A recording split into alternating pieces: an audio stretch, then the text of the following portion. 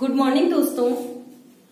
आज की इस वीडियो में हम पढ़ेंगे पूर्ति की लोच क्या होती है, इलास्टिसिटी ऑफ सप्लाई किसे कहते हैं और उसके विभिन्न प्रकार कौन कौन से हैं, उनको कौन कौन सी विधियों से हम मापते हैं।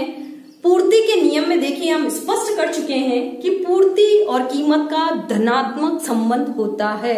मतलब कीमत बढ़ेगी तो पूर्ति बढ़ेगी और कीमत घटेगी तो पूर्ति भी घटेगी। यानी पूर्ति और कीमत एक दूसरे से धनात्मक रूप में रिलेटेड होते हैं। जब हम इससे धनात्मक संबंध की व्याख्या गणितात्मक रूप में करते हैं, गणितीय या मात्रात्मक रूप में या परिमाणात्मक रूप में बताते हैं कि कीमत में इतने प्रतिशत या आनुपातिक परिवर्तन से पूर्ति में कितने प्रतिशत या आनुपातिक परिवर्तन हुआ है, तो उसको हम कहेंगे पूर्ति की लोच।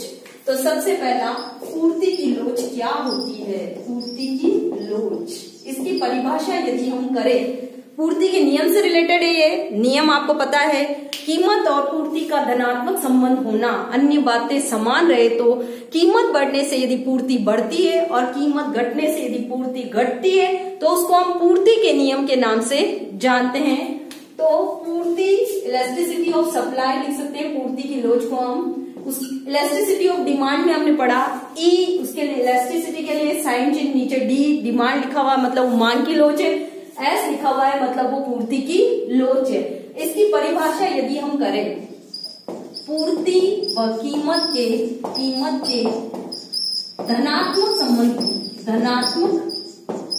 संबंध की गणितीय व्याख्या, धनात्मक संबंध की गणितीय या मात्रात्मक व्याख्या, गणितीय या मात्रात्मक व्याख्या क्या कहलाएगी?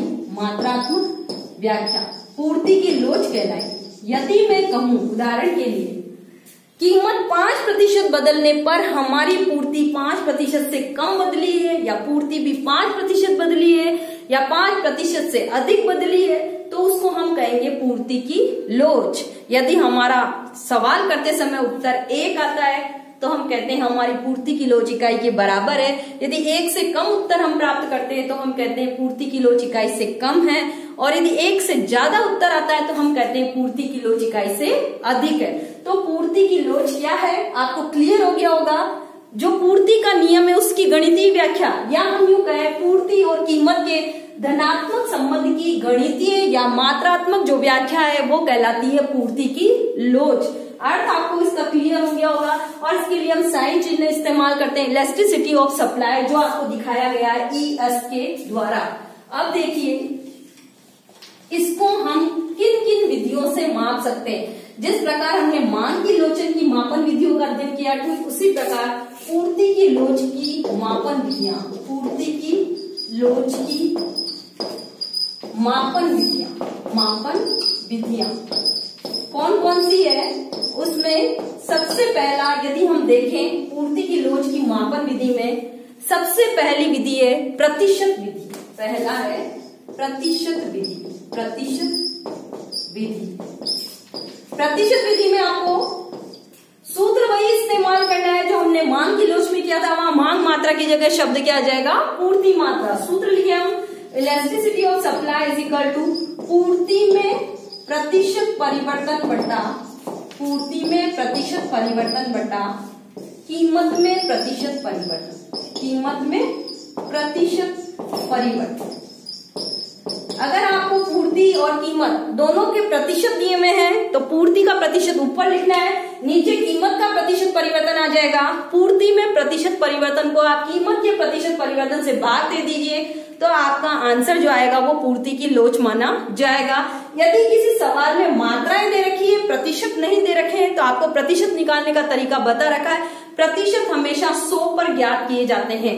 यदि हम कहें पहले पूर्ति 100 थी फिर 120 हो गई तो उसका प्रतिशत निकालिए कि पूर्ति कितनी बढ़ी है, उसका प्रतिशत क्या है। तो वही चीज जो 120 का परिवर्तन हुआ है वो किस पर था? 100, पहले 100 से 120 हो गया, तो आपको प्रतिशत निकालने के लिए 100 पे किसी चीज को निकाल लेना है।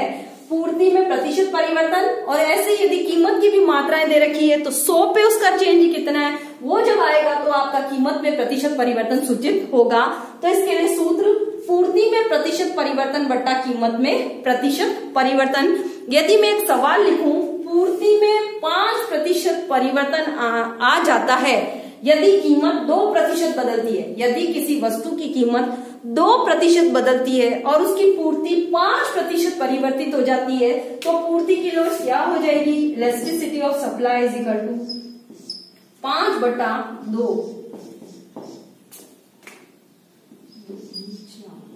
2.5।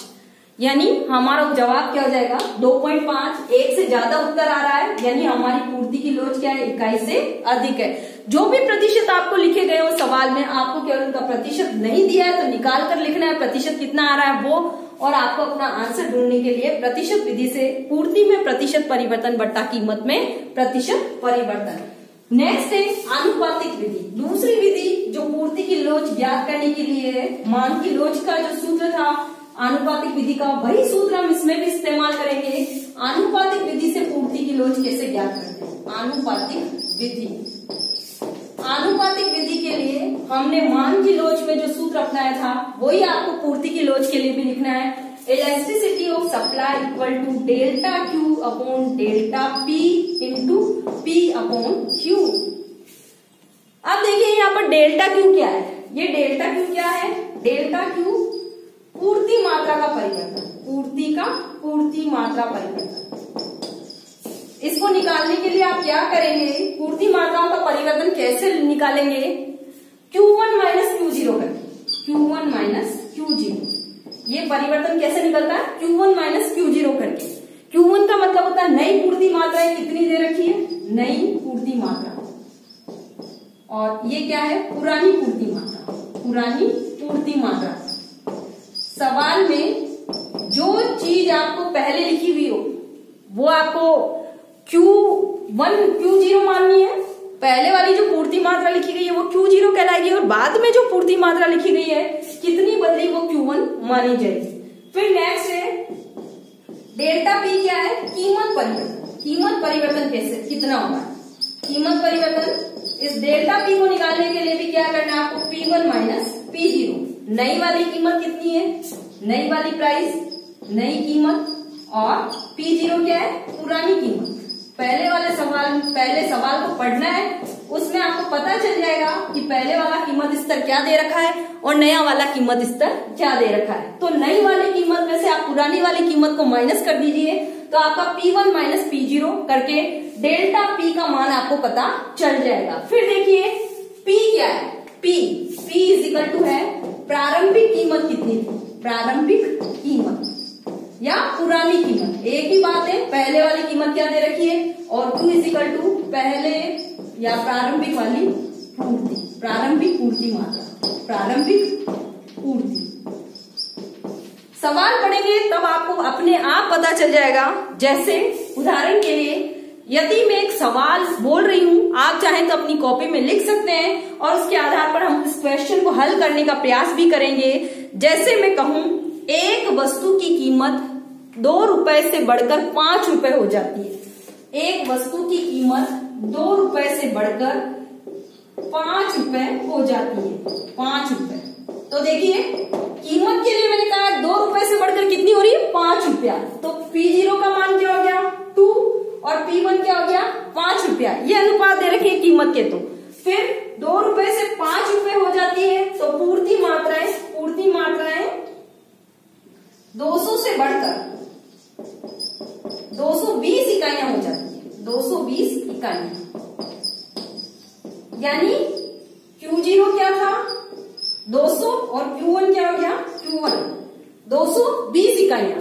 एक वस्तु की पूर्ति 2 रुपए कीमत से 5 रुपए कीमत होने पर 200 से बढ़कर 220 इकाइयां हो जाती है तो पूर्ति की लोच का मान ज्ञात कीजिए। जैसे सवाल ये है, ये सारी मात्राएं लिखी हुई है, मतलब हमें अनुपात लिखे हुए हैं। अब हमको क्या करना है, इस सवाल के अंदर ये जो मात्राएं लिखी है उसके आधार पर मैं डेल्टा Q, डेल्टा P, पहले वाली Q और पहले वाली P के मान ज्ञात करने और आपको अपने सवाल को हल कर लेना है। देखिए यहाँ हम अपना सूत्र लिख रखे हैं और आगे इसी सवाल को हम हल करने का प्रयास करेंगे। कैसे? इलास्टिसिटी ऑफ सप्लाई निकालने के लिए पहले मुझे क्या चाहिए? डेल्टा Q का मान। डेल्टा Q निकालने के लिए हमने आपको कहा था Q1 माइनस Q0 करना है। Q1 माइनस Q0 तो 220 माइनस नई वाली पूर्ति कितनी है 220, पुरानी वाली कितनी थी 200, तो आंसर कितना हो गया हमारा 20। और डेल्टा पी निकालना है, यानी P1 माइनस P0 करना है मुझे। नई वाली कीमत में से पुरानी वाली कीमत को माइनस करना है। नई वाली कीमत क्या होगी हमारी 5 और पुरानी वाली कीमत थी 2 रुपया, तो आंसर कितना आया मेरा यहाँ पर 3। अब नेक्स्ट मुझे क्या चाहिए P का मान। P इज इक्वल टू मैंने कहा था आपको पहले वाली कीमत कितनी थी उसका मान चाहिए। पहले वाली कीमत थी हमारी 2 रुपया और क्यों पहले वाली पूर्ति मात्राएं कितनी दे रखी है हमारे को 200। सारे मान चाहिए जो आपके पास है, आपको इनको सूत्र में लिखना है और अपना आंसर निकाल लेना है। मैं यहाँ पर इन मानों को इस सूत्र में लिख रही हूं। इधर 20 डिवाइडेड बाय डेल्टा पी का मान कितना है मेरे पास 3 इंटू पहले वाली कीमत कितनी है हमारी 2 रुपया डिवाइडेड बाय पहले वाली पूर्ति मात्राएं हैं 200,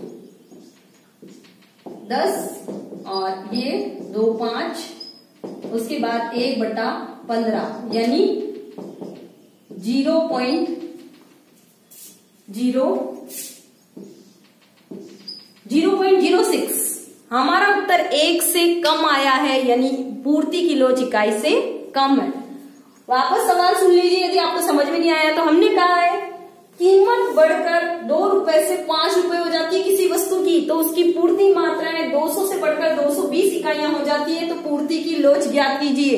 अब इस सवाल के अंदर आपको पूर्ति की लोच निकालने के लिए सबसे पहले डेल्टा क्यू का मान निकालना है। Delta Q 220 minus 200 equal to 20, कीमत डेल्टा पी हमने लिख दिया है। नई वाली कीमत में से पुरानी वाली कीमत को निकालना है 3 रुपया, पी प्रारंभिक कीमत इसका 2 रुपया और क्यू 200। इनके मान हमने सूत्र में रखे हैं। डेल्टा क्यू का मान 20, कीमत परिवर्तन 3 का, पहले वाली कीमत है 2 रुपया और पहले वाली पूर्ति मात्राएं 200। इस इक्वेशन को हल कर लीजिए, आपका 10 से कट जाएगा, 20 10 से कट रहा है, उसके बाद में 2 वापस कटेगा 5 से, 1 डिवाइडेड बाय 15 और आपका आंसर आ गया 0.06 पूर्ति की लोच इकाई से कम है। तो ये 2 विधियां थी पूर्ति की लोच मापन करने की, एक प्रतिशत विधि और दूसरी विधि है आनुपातिक विधि। अब नेक्स्ट जो हमारा टॉपिक है वो है पूर्ति की लोच की श्रेणियां। पूर्ति की लोच की श्रेणियां कौन कौन सी होती है। पूर्ति की लोच की श्रेणियां या प्रकार, 5 प्रकार माने जाते हैं पूर्ति की लोच की श्रेणियों के, या पूर्ति की लोच हमें 5 रूपों में दिखाई देगी। पूर्ति की लोच की श्रेणियां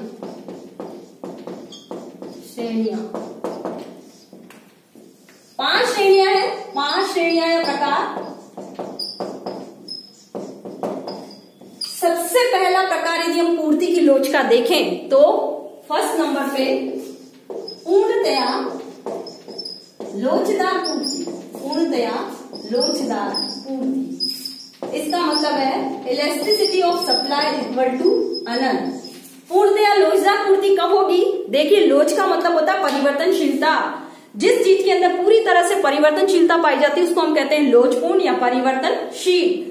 जब हमारी कीमत स्थिर है, कीमत में कोई परिवर्तन ना हो फिर भी पूर्ति बदल जाए, यदि कीमत में हम कोई परिवर्तन न करें, यूं तो हम कहते हैं कीमत और पूर्ति एक दूसरे से रिलेटेड है, कीमत बदलती है तो पूर्ति बदलती है, लेकिन कीमत बदलने पर भी पूर्ति नहीं बदलती या स्थिर पूर्ति बहुत अधिक बदल जाए, कीमत स्थिर रहने पर भी हम पूर्ति में बहुत अधिक हमारा परिवर्तन आ जाता है, तो उसको हम कहते हैं पूर्णतया लोचदार पूर्ति। इसको एक रेखा चित्र के द्वारा क्लियर कर सकते हैं हम कैसे। ओ एक्स अक्ष पर हमने पूर्ति मात्रा को लिया है, पूर्ति मात्रा, और ओ वाई अक्ष पर हमने कीमत को दर्शाया है। इसके अंदर देखिए एस एस हमारा पूर्ति वक्र निरूपित हुआ है, कीमत ओपी पर स्थिर है। पहले हम मान ले पूर्ति ओक्यू थी, OQ1, OQ2, कीमत स्थिर है, कीमत ओपी पर स्थिर, कीमत ओपी पर स्थिर, और पूर्ति फिर भी बहुत अधिक बदल गई। कीमत स्थिर है फिर भी पूर्ति में बहुत अधिक बदलाव आ गया है, तो इसका मतलब है हमारी पूर्ति कैसी है? पूर्णतया लोचदार पूर्ति। और ऐसी स्थिति में बनने वाला जो पूर्ति वक्र होता है वो एक्स अक्ष के समानांतर सीधी रेखा के रूप में होगा। सीधी रेखा पूर्ति वक्र कैसा होगा? एक्स अक्ष के समानांतर पूर्ति वक्र, एक्स अक्ष के समानांतर एक सीधी रेखा बनी हुई है। देखें ओ एक्स अक्ष है, ये सीधी रेखा जा रही है, इसका मतलब है पूर्ति पूर्णतया लोचदार है। कीमत स्थिर है फिर भी पूर्ति की बहुत अधिक परिवर्तनशीलता पूर्णतया लोचदार पूर्ति को सूचित करती है। दूसरा इसका प्रकार यदि हम देखें पूर्णतया लोचदार पूर्ति के बाद में दूसरा प्रकार है इकाई से कम लोचदार पूर्ति। दूसरा प्रकार है इकाई से कम लोचदार, इकाई से कम लोचदार पूर्ति, लोचदार पूर्ति। इकाई से कम लोचदार पूर्ति का मतलब है elasticity of supply is less than 1। कीमत में जितना परिवर्तन होता है, कीमत में जितने प्रतिशत या आनुपातिक परिवर्तन होता है, यदि पूर्ति उससे कम बदलती है, बदलेगी तो है, जैसे कीमत बदलेगी तो पूर्ति बदल रही है। यदि हम कीमत में 5% परिवर्तन लाते हैं और पूर्ति यदि हमारी 5% से कम बदलती है, या हमने कीमत में जितने अनुपात से परिवर्तन किए हैं यदि पूर्ति उससे कम अनुपात में परिवर्तित होती है तो उसको हम कहेंगे इकाई से कम लोचदार पूर्ति। इसमें elasticity of supply is less than 1 होगा। मतलब जब हमारी पूर्ति कीमत के आनुपातिक या प्रतिशत परिवर्तन से कम प्रभावित होती है, बदलेगी तो पूर्ति के नियमानुसार की कि अगर आपने कीमत बढ़त की है तो पूर्ति भी बढ़ेगी, कीमत में घटाव लाते हैं तो पूर्ति भी घटेगी। लेकिन कीमत के प्रतिशत या आनुपातिक परिवर्तन से पूर्ति के प्रतिशत या आनुपातिक परिवर्तन कम होते हैं तो उसे हम इकाई से कम लोचदार पूर्ति कहते हैं। इसको भी हम एक रेखा चित्र द्वारा क्लियर कर लेंगे। कैसे? ओ एक्स अक्ष पर हमने पूर्ति मात्रा को लिखा है और ओ वाई अक्ष पर हमने कीमत को दर्शाया है।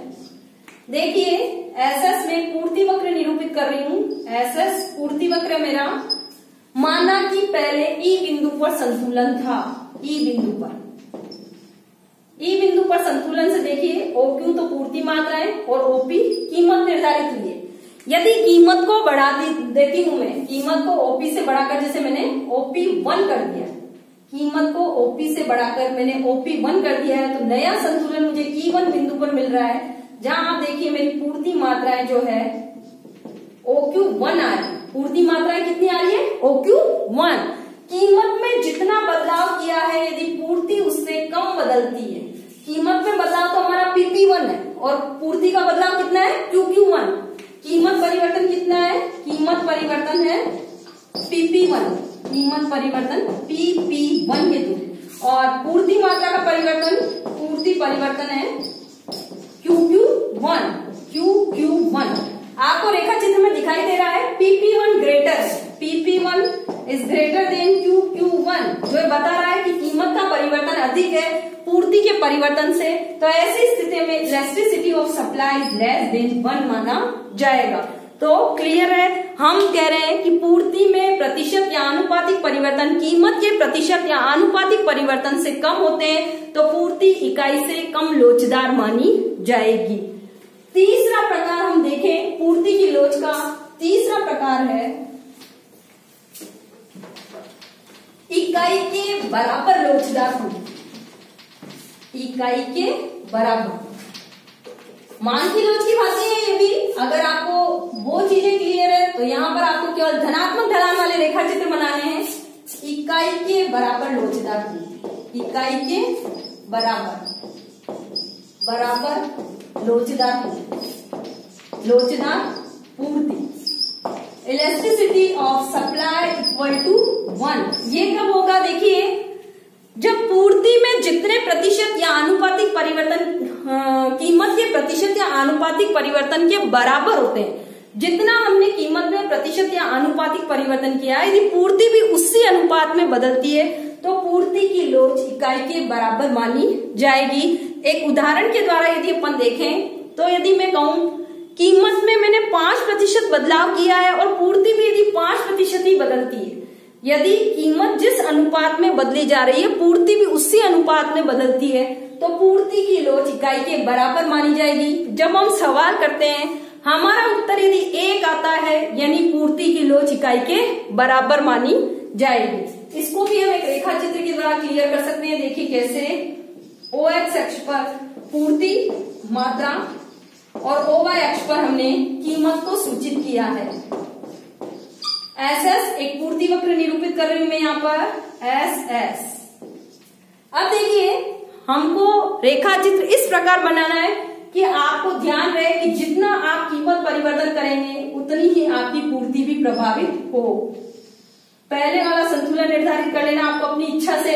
ओपी कीमत पर OQ पूर्ति मात्रा निर्धारित है, ये हमने निर्धारित कर रखा है।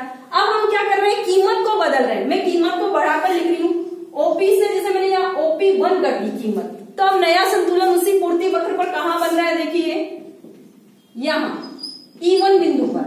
अब यहाँ पर पूर्ति मात्राएं कितने आ रही, जिसके लिए मैं नीचे एक रेखा खींच ली है OQ से OQ1। अब आप देखिए इसका गेप और इसका गेप एक जैसा है, जितनी कीमत बदल रही है उतनी हमारी पूर्ति भी बदल रही है। PP1 कीमत का परिवर्तन है, कीमत परिवर्तन, और QQ1 क्या है, QQ1 पूर्ति परिवर्तन है, पूर्ति परिवर्तन। आपको रेखा चित्र में दिखाई दे रहा होगा जितना गेप है ये उतना ही गेप इसका भी है। PP1 इक्वल टू QQ1 होने के कारण elasticity of supply equal to क्या होगा, 1। तो आपको इकाई के बराबर लोचदार पूर्ति में क्या करना है, जितनी कीमत आप बदल रहे हैं उसी अनुपात में आपको पूर्ति बदलकर लिखनी है।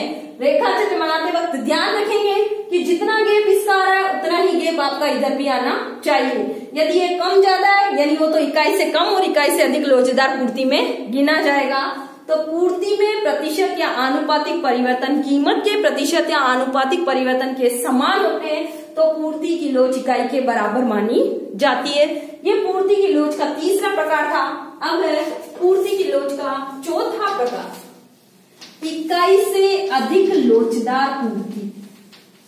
पूर्ति की जो लोच है मान की लोच की भांति उसकी विभिन्न श्रेणियां हैं।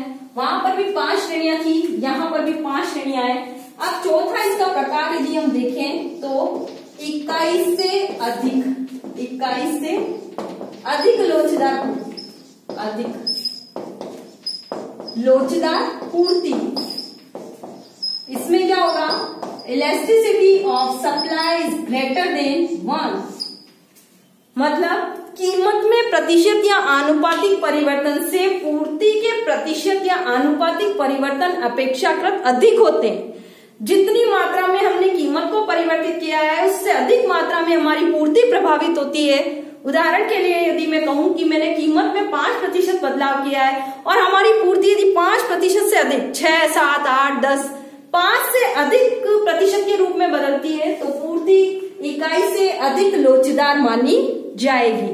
पूर्ति इकाई से अधिक लोचदार में पूर्ति में प्रतिशत परिवर्तन कीमत के प्रतिशत परिवर्तन से अधिक होंगे। इसको भी हम एक रेखा चित्र के द्वारा देख सकते हैं कैसे। OX अक्ष पर वही आपको पूर्ति मात्रा दर्शानी है, पूर्ति मात्रा, और O बाय अक्ष पर मैंने क्या लिया है, कीमत को दर्शाया है। आपको एक पूर्ति वक्र खींचना है। ध्यान रहे सारे पूर्ति वक्र धनात्मक ढलान वाले होंगे। आपको मान की लोच के रेखा चित्र बनाते समय उनके ऋणात्मक ढलान का ध्यान रखना है, क्योंकि आपको सब कुछ याद होता है, आप मेटर भी सही लिख लेते हैं, लेकिन अगर आपका डायग्राम गलत बन गया, रेखा चित्र अगर आपने गलत सूचित कर दिया, आपने इसको ऋणात्मक ढलान वाले बना लिए तो आपके सारे आंसर गलत आएंगे। रेखा चित्र बनाते समय ध्यान रखें SS पूर्ति वक्र जो है वो हमेशा धनात्मक ढलान वाला होता है, क्योंकि कीमत के साथ उसका धनात्मक संबंध पाया जाता है। अगर हम कहें पहले में E बिंदु पर संतुलन में थी, जहां हमारी पूर्ति मात्रा OQ है और कीमत क्या है, OP। यदि कीमत को आप चाहें तो घटा भी सकते हैं और आप चाहें तो बढ़ा भी सकते हैं, यह आपकी इच्छा पर डिपेंड है। बस अपने को यह सिद्ध करना है कि कीमत में प्रतिशत परिवर्तन से यदि पूर्ति के प्रतिशत परिवर्तन अधिक पाए जाते हैं तो वहां इकाई से अधिक लोचदार पूर्ति होगी। जैसे कीमत को बढ़ाकर मैंने OP से OP1 कर दिया है। अब देखिए नया संतुलन कहाँ बनेगा हमारा, उसी पूर्ति वक्र पर, यहाँ ये इस पूर्ति वक्र को यहाँ स्पर्श कर रहा है तो E1 बिंदु पर हमारा नया संतुलन आ रहा है, जहां हम यदि पूर्ति मात्राओं को देखें तो डैश वाली रेखा से खींची हूं मैं, OQ1 पूर्ति मात्राएं आ रही है। कीमत को बढ़ाने से पूर्ति बढ़ गई है, ये तो पूर्ति के नियमानुसार चलेगा। और यदि आप चाहें तो कीमत को घटा भी सकते हैं, आप चाहें तो बढ़ा सकते हैं, घटा सकते हैं, आपकी इच्छा पर डिपेंड है, क्योंकि पूर्ति तो नियमानुसार बदलेगी कि कीमत घटाएंगे तो पूर्ति घट जाएगी, अपेक्षाकृत अधिक होती है तो उसको हम कहेंगे इकाई से अधिक लोचदार पूर्ति। यहाँ हमने कीमत को बढ़ाया है, कीमत को ओपी से बढ़ाकर OP1 किया है, तो पूर्ति हमारी OQ से बढ़कर OQ1 हो गई है। कीमत परिवर्तन कितना हुआ है? कीमत परिवर्तन किया है हमने PP1 और पूर्ति परिवर्तन कितना है? देखिए रेखा चित्र में QQ1। अब आपको दिख रहा होगा ये जो गैप है पूर्ति का, ये QQ1 is greater than PP1, यानी पूर्ति का परिवर्तन ज्यादा है कीमत के परिवर्तन से। ये जो गैप है ये कम है, ये डेल्टा P है और ये डेल्टा Q है। Delta Q is greater than delta P, तो हमारी पूर्ति की लोच कैसी होगी? इकाई से अधिक। और हमारा जब सवाल करते हैं तो इसमें आंसर जब एक से ज्यादा आता है, एक से अधिक मात्रा में उत्तर आता है, तो हम कहते हैं पूर्ति इकाई से अधिक लोचदार है। और अब पूर्ति की लोच का लास्ट प्रकार जो है पूर्णतया बेलोचदार पूर्ति। पूर्णतया बेलोचदार,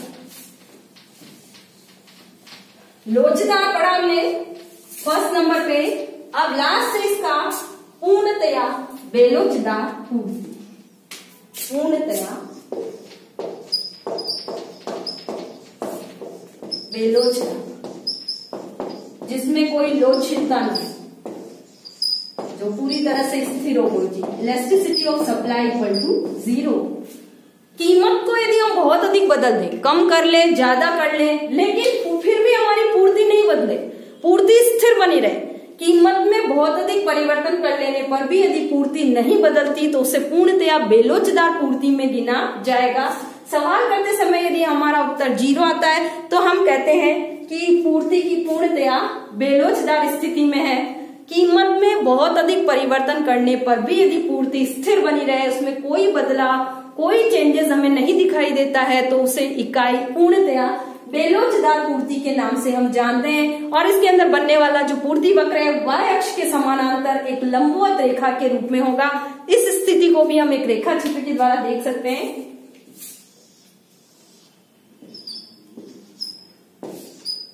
OX अक्ष पर हमने वही पूर्ति मात्रा और OY अक्ष पर हमने कीमत को सूचित किया है। कीमत SS पूर्ति वक्र है। देखिए हमारी पूर्ति OQ पर स्थिर है। कीमत पहले OP थी, उसको घटाकर हमने OP1 कर लिया, कीमत को बढ़ाकर OP2 कर लिया। लेकिन फिर भी यदि पूर्ति हमारी OQ पर स्थिर है तो इसका मतलब हमारी पूर्ति कैसी है? पूर्णतया बेलोचदार। कीमत बदलने पर भी, कीमत बदलने पर भी पूर्ति स्थिर है, पूर्ति स्थिर। तो OQ पर elasticity of supply equal to क्या हो जाएगा? 0। ये थे पूर्ति की लोच के 5 प्रकार। यदि आपको कोई परेशानी है तो कमेंट बॉक्स में लिख कर दें, अन्यथा आप मुझे व्हाट्सएप पर भी कॉल कर सकते हैं। वरना आज के लिए अपना गृह कार्य लिखेंगे, पूर्ति की लोच के विभिन्न प्रकारों का वर्णन कीजिए। पूर्ति की लोच के विभिन्न प्रकार बताइए। धन्यवाद।